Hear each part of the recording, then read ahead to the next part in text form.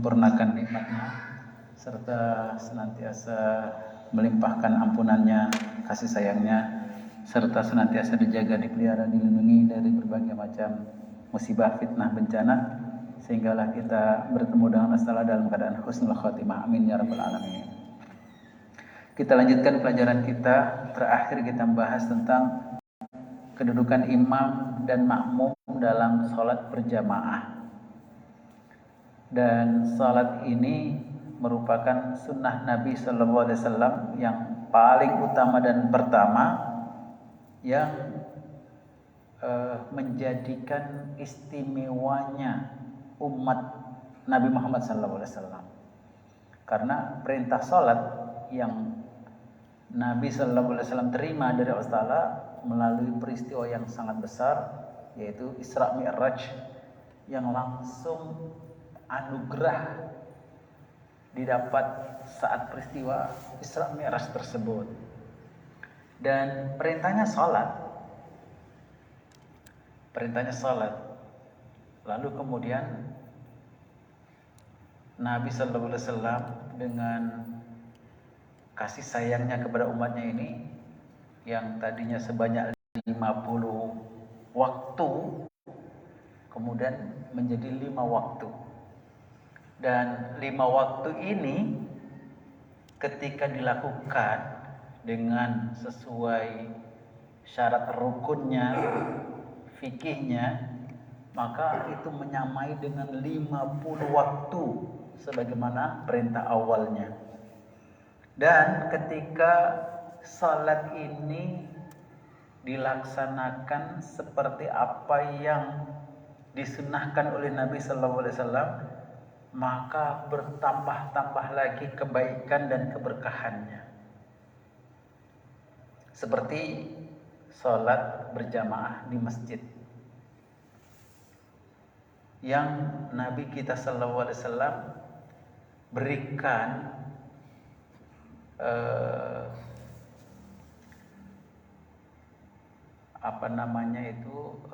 prosedur, kemudian tata cara dalam pelaksanaan salat berjamaah itulah yang menjadikan semakin bertambah-tambahnya kebaikan.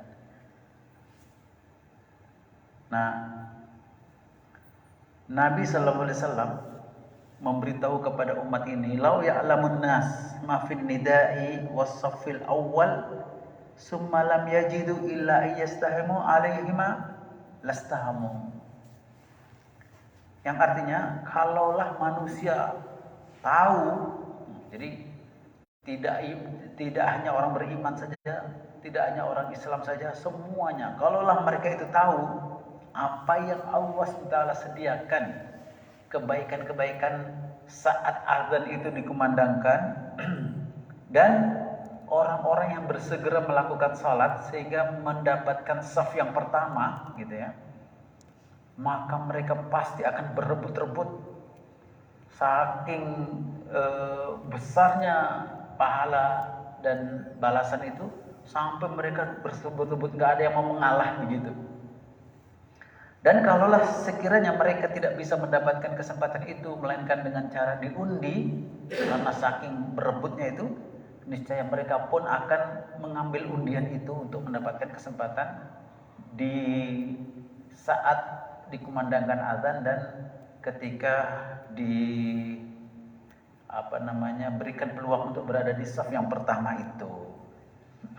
Jadi Nabi kita sallallahu alaihi wasallam membuat sunnah, membuat aturan, membuat tata cara yang betul-betul menepati apa yang menjadi keridhaan Allah Ta'ala, apa yang menjadi kecintaan Allah Ta'ala. Dan ketika orang itu menepati apa yang disunahkan oleh Nabi SAW, maka orang-orang itu mendapatkan doa, mendapatkan salawat. Sehingga Nabi SAW bersabda, Inna Allaha wa malaikatahu yusalluna ala alladhina yasilluna ala mayaminis sufuf. Dalam hadis yang lain, Inna Allaha malaikatahu yusalluna ala sufil awal, gitu. Sesungguhnya Allah dan para malaikatnya bersalawat Kalau Allah bersalawat, Allah memuji kepada hamba-hamba ini, dan para malaikatnya ketika bersalawat, para malaikat itu mendoakan gitu bagi mereka untuk segera masuk ke dalam saf dan merapatkan saf sehingga mereka lurus, rapi dan rapat, yang mereka sesuai dengan apa yang diajarkan oleh Nabi SAW, yaitu kanan kiri kanan kiri kanan kiri, sehingga sempurna saf itu. Jadi perintahnya salat, tapi Nabi kita Sallallahu Alaihi Wasallam mengajarkan sunnah tata cara, yang dengan sunnah tata cara itu menjadikan kebaikan, keutamaan, keistimewaan pahala yang didapat oleh umat ini semakin berlipat kali ganda gitu. Sehingga Nabi kita mendapat pujian yang luar biasa dari sisi Allah Ta'ala, mendapatkan doa-doa dari para penghuni langit, penghuni bumi, karena luar biasa apa yang disunahkan Nabi SAW itu menghasilkan kebaikan, manfaat, pahala yang berkali lipat ganda gitu. Jadi yang diajarkan oleh Nabi kita SAW dalam sholat berjamaah itu supaya orang-orang bersegera untuk mendapatkan shaf yang pertama dan yang kedua dan seterusnya. Jadi tidak berlambat-lambat untuk membuat shaf, bersegera lalu kemudian segera rapat, segera rapi dan masuk ke shaf yang berikutnya dan berikutnya begitu. Jadi itu yang diajarkan oleh Nabi SAW. Sampai suatu ketika Nabi SAW bersabda, sesungguhnya Allah dan para malaikatnya bersalawat kepada mereka-mereka yang berada di shaf yang pertama. Lalu karena para sahabat itu sering tidak mendapatkan shaf yang pertama karena mereka juga berebut, qalu ya Rasulullah wa ala tsani. Mereka berkata, ya Rasulullah, bagaimana kalau shaf yang kedua? Artinya mohon supaya itu juga mendapatkan salawat dari Allah dan para malaikatnya gitu. Lalu Nabi SAW tetap bersabda, Inna Allaha wa malaikatahu yusalluna ala saffil awal. Sesungguhnya Allah dan para malaikatnya bersalawat ke atas orang-orang yang berada di shaf yang pertama. Para sahabat masih bertanya lagi, ya Rasulullah wa ala tsani, ya Allah, ya Rasulullah, bagaimana dengan yang kedua? Artinya berharap supaya yang kedua juga begitu. Baru kemudian kali yang ketiga Nabi SAW menyebutkan wa ala tsani. Begitu juga Allah dan para malaikatnya berselawat kepada mereka-mereka yang di shaf yang kedua. Jadi ini yang sangat dianjurkan, sangat diajarkan oleh Nabi SAW supaya dalam salat berjamaah itu segera, ketika dikomatkan itu orang segera bangkit dan memenuhi shaf yang pertama tanpa menunggu-nunggu, tanpa menunda-nunda, tanpa berlambat-lambat. Dan Nabi SAW bersabda, taqaddamu fa'timmu bi wal ya'tamma bikum min waraikum wa la yazalu qaumun yata'akhkharuna hatta yu'akhirahumullah. Rawahu Muslim wan Nasa'i wa Abu Dawud wa Ibnu Majah. Majulah kalian ke depan. Artinya ketika qomat itu sudah dikumandangkan, segera maju ke depan dan sempurnakan barisan di belakangku, yakni di belakang Nabi SAW sebagai imam. Wal ya'tamma bikum min waraikum, dan segera disempurnakan shaf yang berikutnya dan berikutnya gitu. Dan selama orang-orang itu melambat-lambatkan bersegera dalam memenuhi shaf itu, maka Allah pun akan melambatkan baginya. Jadi akhirnya terlambat gitu. Maka orang yang ketika mendengar qomat masih melambat-lambatkan, nanti aja lah, nanti akan terlambat gitu. Itu keistimewaan salat. Tapi kalau orang bersegera, mudah-mudahan dapat rakaat yang pertama, akan dapat rakaat yang pertama. Jadi memang apa yang disabdakan oleh Nabi kita Sallallahu Alaihi Wasallam ini memang benar adanya. Jadi orang yang hadir dalam sholat berjamaah, perhatian bersungguh-sungguh dalam melaksanakan sholat berjamaah, lalu kemudian dia mendapatkan posisi atau mendapatkan bagian yang seperti apa yang diajarkan oleh Nabi SAW, maka mereka mendapatkan keutamaan yang sangat luar biasa. Mendapatkan salawat dari Allah Ta'ala, mendapatkan salawat dari para malaikat. Maka kadang-kadang ada ketikanya kita merasa selalu beruntung gitu ya. Atau ada orang itu kita perhatikan selalu saja beruntung. Padahal ibadahnya biasa-biasa saja gitu kan. Doanya pun jarang berdoa, kita perhatikan dia ini. Tapi nasibnya selalu beruntung gitu. Orang yang disayang Allah gitu. Nah,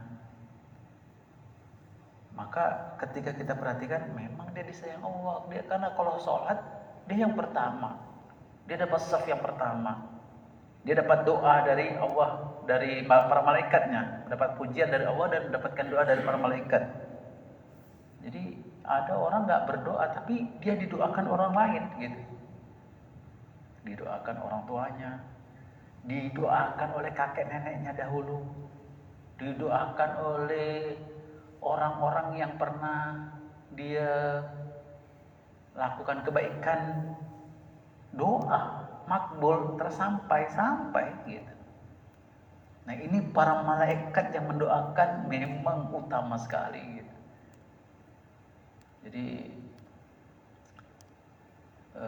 kami meyakini itu bahwa kita sampai derajat sekian seperti kita sekarang ini itu karena doa-doa kita dahulu. Nah ada orang yang nggak berdoa tapi kenapa bisa mendapatkan keistimewaan keutamaan itu? Ya karena dia didoakan oleh orang banyak. Nah, apalagi kalau mendapatkan doa dari para malaikat ini, maka apa yang disampaikan oleh Nabi kita SAW ini betul-betul terjadi. Gitu.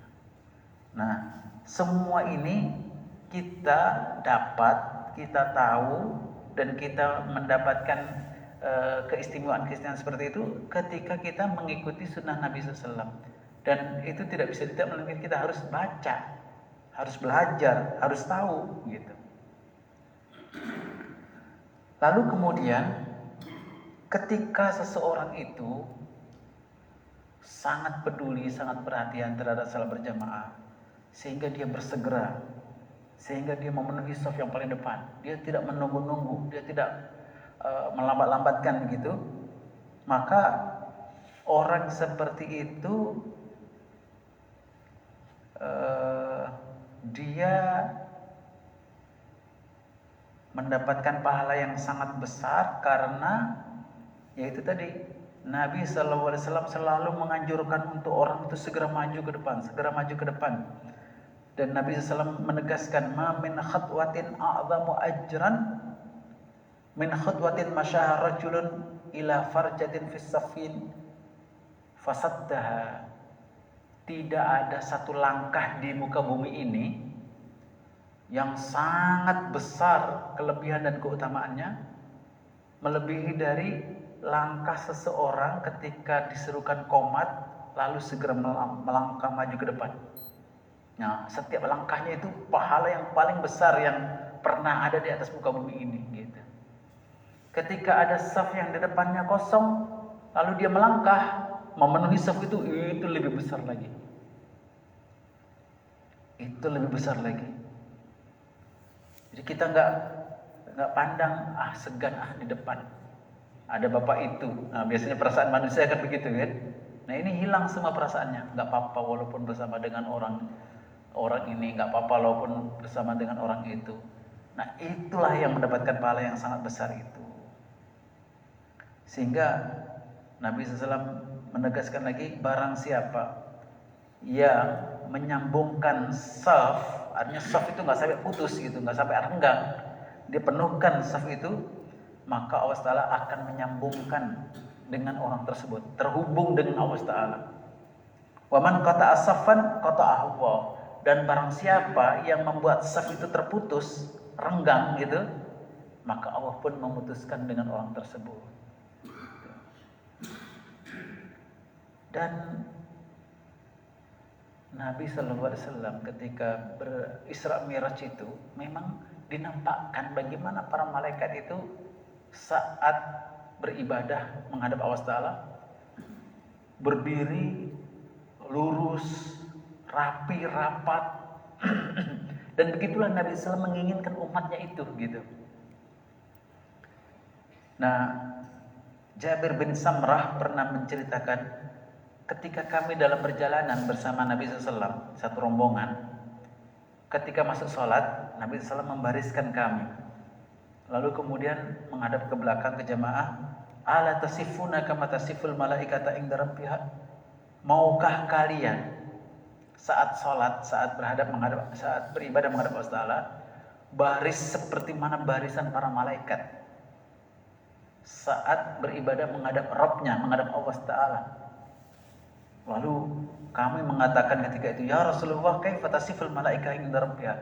Ya Rasulullah, bagaimana para malaikat itu mengatur shaf saat beribadah menghadap Allah? Lalu Nabi SAW bersabda, yutimmuna as-saffal awal wa yatarasuna fis saffi. Mereka segera maju ke hadapan memenuhkan saf yang pertama, mereka membuat rapi dan rapat.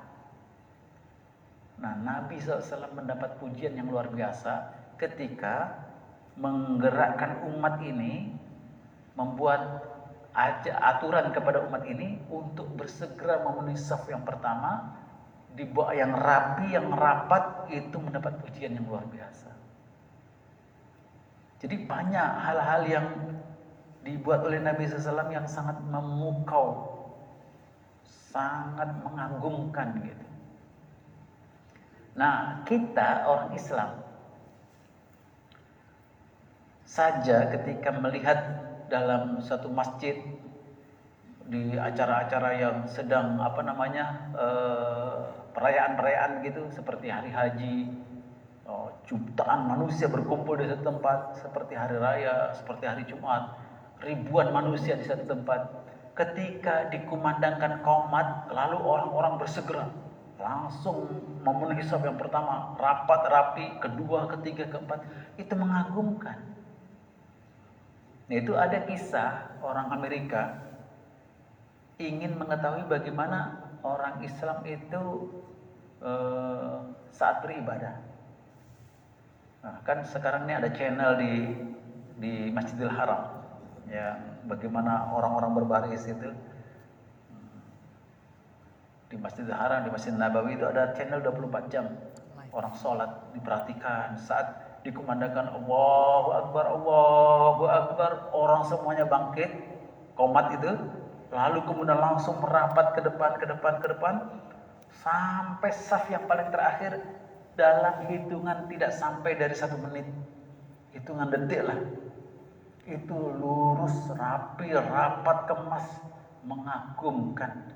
Bagaimana peradaban ini ada, padahal Islam itu sudah sejak 1400 tahun yang lalu sampai sekarang masih dipertahankan, masih sedemikian rapi cara melaksanakan ibadah itu. Dia mengatakan tidak mungkin ada tempat ibadah lain serapi, secepat itu dan lurus, rapi. Ya, di Masjidil Haram kan nggak ada garisan gitu kan, melainkan hanya sedikit saja itu. Tapi ketika dilihat dari jauh, mengagumkan sekali itu. Nah, tidak lama kemudian orang ini masuk Islam. Nah, orang-orang non-Muslim saja itu kagum gitu. Nah, kenapa kita tidak kagum dengan apa yang diajarkan oleh Nabi kita SAW ini, sehingga mengikut apa yang disarankan oleh Nabi SAW tersebut.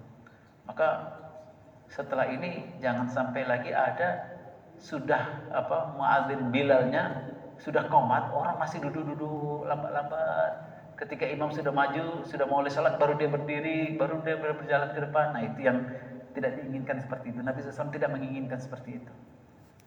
Maka Nabi SAW memberitahukan bahwa ketika ada orang bersegera itu, dia dapat doa dari malaikat.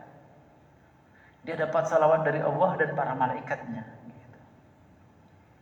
Dan kalaulah orang-orang itu tahu betapa karunia yang besar Allah berikan kepada mereka yang bersegera memasuki saf yang pertama kedua itu pasti mereka berebut-rebut, dan ketika sudah berusaha berkali-kali itu tidak mendapatkan saf yang pertama kedua itu, sehingga dia menuntut supaya dibuatkan undian gitu, giliran maksudnya, maka mereka akan berebut juga giliran itu. Kapan waktu yang mana, hari yang mana dia bisa mendapatkan saf yang pertama itu, dia menunggu-nunggu seperti itu. Nah, itu yang dimaksudkan oleh Nabi SAW dalam sabdanya ini. Oleh karena itu, dalam memenuhi saf yang pertama ini sunnah Nabi SAW yang sangat besar, karena di situ banyak keistimewaan dan kelebihan itu.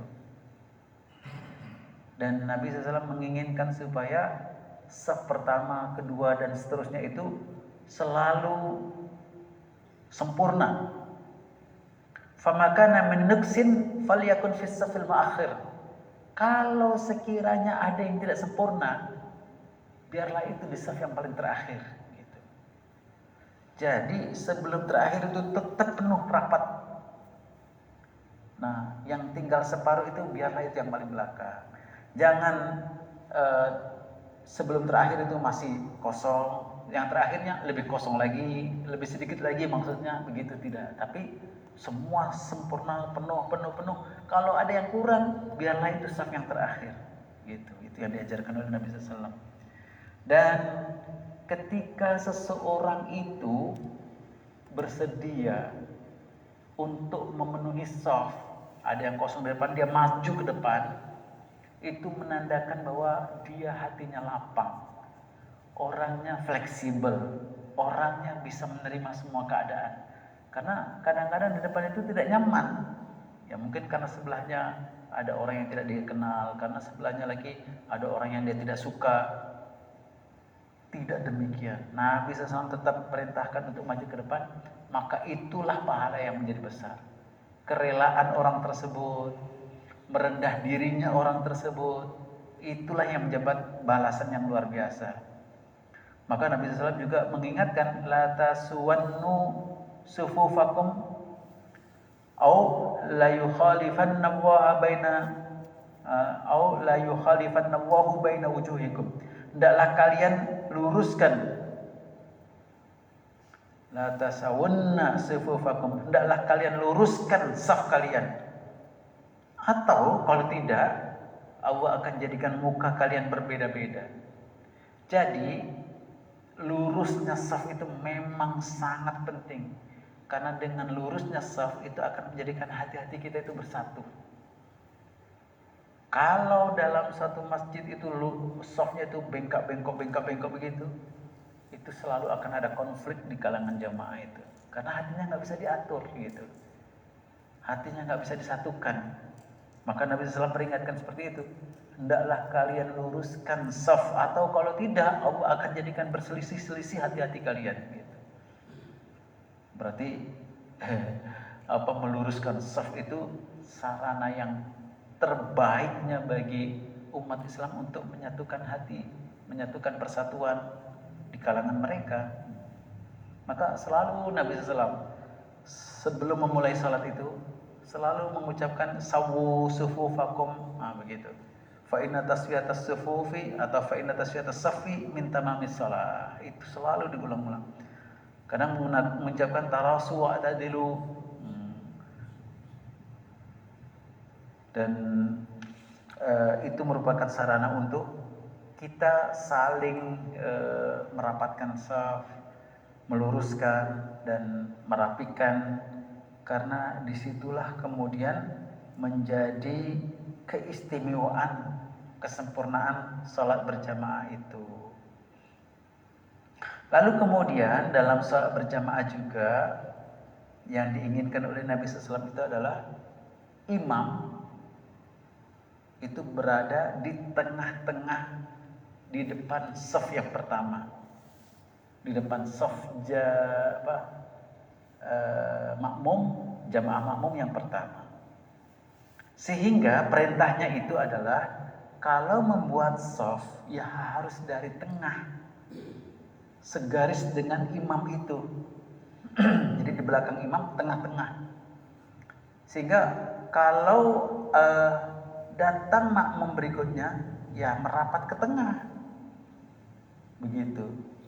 Ke kanan, ke kiri.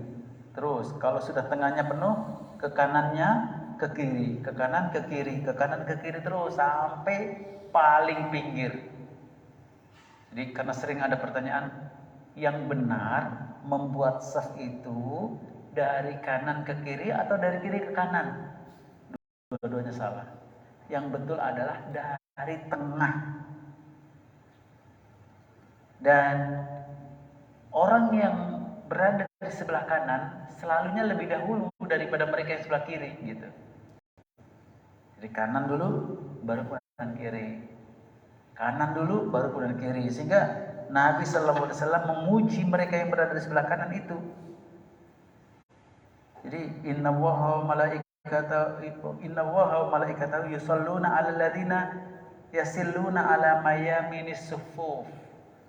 Allah dan para malaikatnya bersalawat kepada mereka-mereka yang berada di sebelah kanan saf.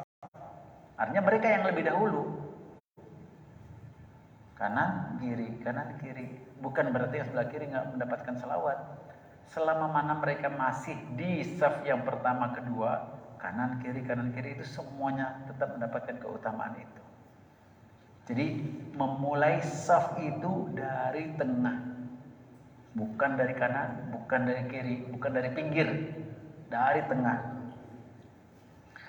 Itu dalam tata cara salat berjamaah. Begitu juga ketika makmum itu hanya terdiri dari satu orang saja, maka makmum itu hendaklah berdiri di sebelah kanannya imam. Jadi katalah imam di sini, maka makmum yang seorang itu berdiri di sebelahnya imam sebelah kanan. Jadi yang betulnya adalah sebaris lurus dengan imam itu. Cuma makmum itu berada di sebelah kanannya imam. Jadi lurus dengan imam itu. Nah, itu yang diceritakan oleh Jabir bin Abdullah yang kita kisahkan pada pertemuan yang lalu. Sewaktu Nabi sallallahu alaihi wasallam salat, lalu kemudian dia sendirian makmum, maka dia berdiri sebelah kiri mula-mulanya. Sebelah kiri Nabi sallallahu alaihi wasallam. Lalu kemudian Nabi pegang tangannya dan dipindahkan ke sebelah kanannya. Begitu. Jadi sebelah kanan lurus. Lalu kemudian ceritanya tidak lama kemudian datang sahabat yang kedua, Jabir bin Sakhar. Dia berdiri di sebelah kiri Nabi SAW karena sebelah kanannya sudah ada. Dia berdiri di sebelah kiri. Lalu kemudian dua-duanya didorong oleh Nabi SAW ke belakang. Jadi didorong Nabi SAW ke belakang. Jadi ketika makmum itu hanya satu orang, maka makmum itu berdiri di sebelah kanan imam. Ketika makmum itu terdiri dari dua orang atau lebih, maka dua orang atau lebih itu berada di belakangnya imam. Nah, begitu caranya. Itu yang Nabi Sallallahu Alaihi Wasallam ajarkan di awal-awal perintah sholat berjamaah ini, gitu. Maka ukurannya adalah imam. Di belakang imam itu artinya di tengah-tengah. Wasitu al-imam wasaddul khalal. Jadikan imam itu sebagai patokan paling tengah. Maka datang makmum ya merapat ke tengah, bukan ke pinggir, gitu. Dan penuhkan saf, perintah Nabi SAW, penuhkan saf. Jangan ada yang kosong. Gitu. Lalu kemudian dalam salat berjamaah Nabi SAW perintahkan liyaliyanni minkum ulul ahlam wan nuha, supaya orang-orang yang berada di belakangku adalah orang-orang yang pandai, cerdik, pandai, orang yang berilmu. Summal ladzina yalunahum. Kemudian di saf yang berikutnya orang biasa.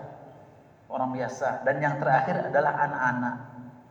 Wa iyyakum wa hasyatil aswaq. Dan hindarilah oleh kalian ketika sholat berjamaah di masjid itu dengan suara-suara yang berisik seperti mana suara pasar. Gitu. Jadi hikmahnya adalah supaya orang-orang yang berilmu, orang-orang yang punya dasar pengetahuan itu berada di belakang imam. Ketika imam itu ada yang tersalah bacaannya, dia yang mengingatkan. Ketika imam itu ada yang tersalah gerakannya, dia yang mengingatkan. Ketika imam itu terjadi sesuatu hal yang membatalkan salatnya, dialah yang menggantikan. Gitu. Jadi Nabi kita luar biasa membuat aturan salat itu sehingga sempurna. Tidak ada yang kurang, tidak ada cacat celah gitu. Dan yang menariknya di sini adalah yang diceritakan oleh sahabat Anas bin Malik. Ketika itu sahabat Anas masih kecil, masih anak TK gitu. Shallaitu ana wa yatim fi baitina khalfan Nabi sallallahu alaihi wasallam. Wa ummi Ummu Sulaim khalfana. Suatu ketika Nabi sallallahu alaihi wasallam salat di rumah kami. Ketika saat sahabat Anas masih kecil dan ada seorang anak lebih kecil lagi, seorang anak yatim. Kami dibariskan di belakang Nabi SAW karena ada 2 orang. Dan ibu saya, katanya ibunya Anas bin Malik, Ummu Sulaim, itu dibariskan di belakang. Jadi dalam aturan sholat berjamaah, orang-orang yang cerdik, pandai, orang dewasa, orang yang berilmu itu di belakang imam. Kemudian orang dewasa berikutnya. Kemudian di paling belakang dari orang dewasa itu adalah anak-anak. Nah, kaum perempuan itu paling belakang. Begitu, kaum perempuan paling belakang. Jadi demikian yang diatur oleh Nabi kita SAW, sehingga sholat itu akan menjadi nikmat, akan khusyuk, akan mendapatkan manfaat dan kebaikan yang banyak dengan tata cara yang sudah diajarkan oleh Nabi SAW. Sehingga patutlah Nabi kita ini mendapatkan pujian, mendapatkan salawat, mendapatkan doa, karena mengatur sedemikian setiap ibadah itu dengan tertib, dengan cara-cara yang sangat mengagumkan, yang itu tidak ada pada umat-umat sebelumnya. Umat sebelumnya sholat ya sendiri di tempat mihrabnya masing-masing, tapi Nabi kita SAW perintahkan untuk bangun masjid. Lalu perintahkan setiap 5 waktu berjamaah di masjid. Kemudian diperintahkan dalam tata cara sholat berjamaah itu demikian dan demikian, sehingga sangat mengagumkan. Gitu. Nah, ketika kita bisa mendapatkan keutamaan dalam sholat berjamaah tadi itu, bersegera ke masjid, bersegera memenuhi shaf yang pertama, kemudian memenuhi shaf barisan, mendahulukan shaf kanan baru kemudian kiri, dan seterusnya itu, dia mendapatkan keutamaan yang luar biasa. Itu yang didoakan oleh para malaikat, itu yang mendapatkan pujian dari Allah Taala, itu yang mendapatkan pahala yang berlipat kali ganda, dan seterusnya itu. Sehingga memang ada orang-orang itu mengagumkan dengan karakter menjaga keutamaan-keutamaan seperti itu, memang mengagumkan gitu. Nah, disitulah hebatnya Nabi kita SAW yang tidak ada pada nabi-nabi sebelumnya, dan keutamaan umat ini yang tidak ada pada umat-umat sebelumnya, karena tertib melaksanakan apa yang diperintahkan oleh Allah sesuai dengan sunnah nabinya SAW itu. Nah, itulah sebenarnya sunnah yang diwariskan kepada kita supaya kita jaga gitu. Nah, ketika kita menjaga sunnah ini sampai hari kiamat nanti, Islam tidak akan pernah luntur. Yang kita khawatirkan adalah generasi berikutnya itu sudah tidak belajar lagi ini, tidak peduli lagi bahkan dengan salat itu gitu. Nah, itu yang kita khawatirkan. Wallahu a'lam bishawab. Barangkali ada pertanyaan, ada tambahan, ada ulasan terhadap posisi imam dan makmum dalam salat berjamaah, kemudian hal-hal yang terkait dengan salat berjamaah di masjid, ya terkait dengan jamaah laki-laki, dan ya silakan Pak, silakan. Mengenai salat berjamaah ketika makmumnya satu rakaat, Ketika makmumnya, iya.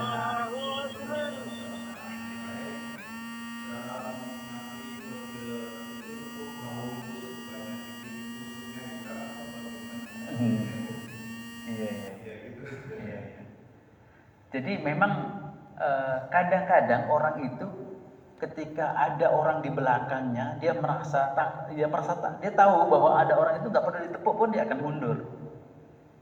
Cuma ada orang itu karena saking nikmatnya sholatnya itu perlu diberitahu.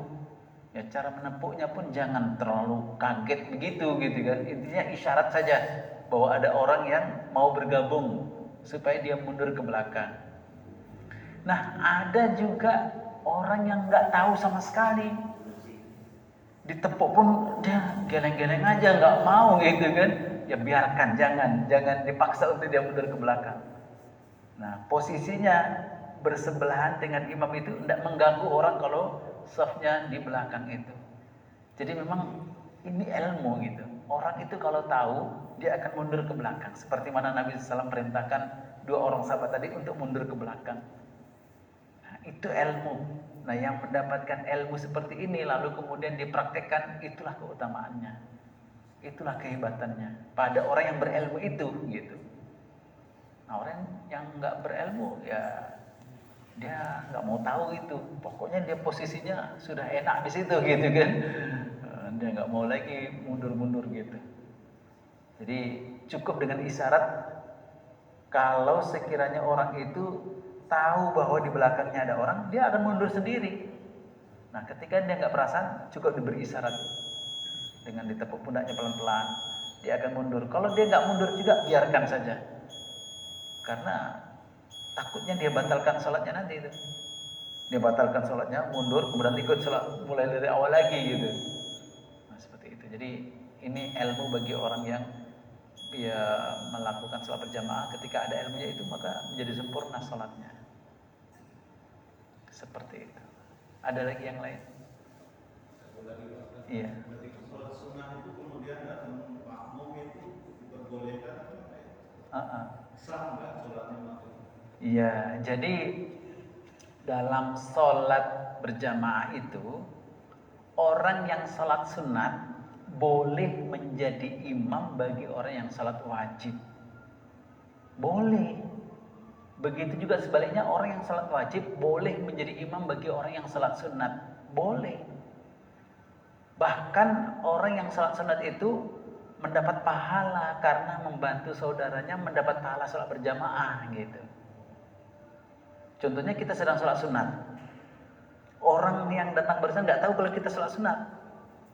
Dia tepuk kita menjadi imam, dia menjadi makmumnya. Tidak apa-apa, teruskan kita menjadi imam. Suara kita perkeras juga, Allahu Akbar. Tidak apa-apa, dia pun ikut.